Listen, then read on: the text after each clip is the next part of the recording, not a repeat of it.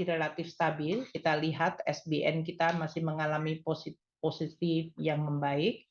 Capital flow ke Indonesia mengalami positif. Kita lihat baik foreign flow dari sisi ekuitas yang mencapai 12,4 maupun dari foreign flow bonds yang mengalami juga positif. Dan kita lihat kepemilikan asing memang sedikit mengalami kenaikan. Dari tadinya posisi Desember 14,36%, sekarang naik ke 14,88%. Dengan capital inflow dan demand terhadap surat berharga negara Indonesia yang cukup tinggi menyebabkan yield dari kita cukup bisa terjaga stabil.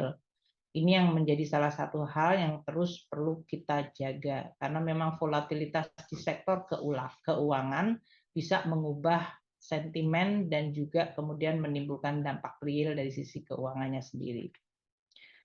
Kinerja pasar SBN kita cukup terjaga baik kalau kita lihat, yield-nya juga cenderung mulai menurun kembali, baik yang denominasi dolar yang sekarang di 4,57 untuk 10 tahun, dan yang dalam denominasi lokal currency atau rupiah yang sekarang juga turun di 6,61.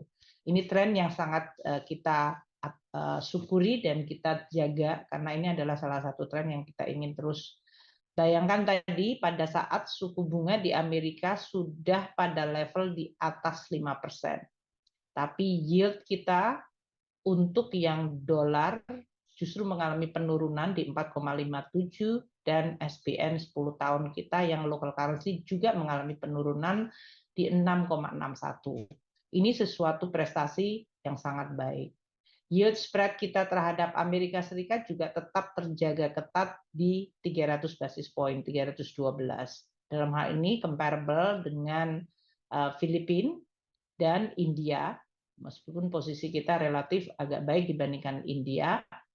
Namun kalau dibandingkan dua negara di Latin Amerika, yaitu Meksiko dan Brasil, di mana yield curve mereka spread-nya terhadap Amerika Serikat bisa mencapai di atas 800 basis point, berarti bedanya 8% sendiri. Dan Meksiko, negara tetangga Amerika, spread-nya bahkan juga di atas 500 basis point atau di atas 5%. Afrika Selatan juga mengalami situasi yang tidak baik, di mana spread yield-nya di atas 700. Jadi dalam hal ini, kalau kita lihat di kiri maupun di sebelah kanan, menggambarkan bahwa surat berharga negara Indonesia dalam hal ini dalam posisi yang highly demanded karena dipercaya, dan ini ditopang oleh prestasi APBN dan dari kinerja perekonomian yang membaik. Tidak mungkin orang percaya kepada surat berharga apabila mereka tidak percaya pada APBN yang dianggap baik dan kuat, dan juga prospek perekonomian Indonesia yang positif.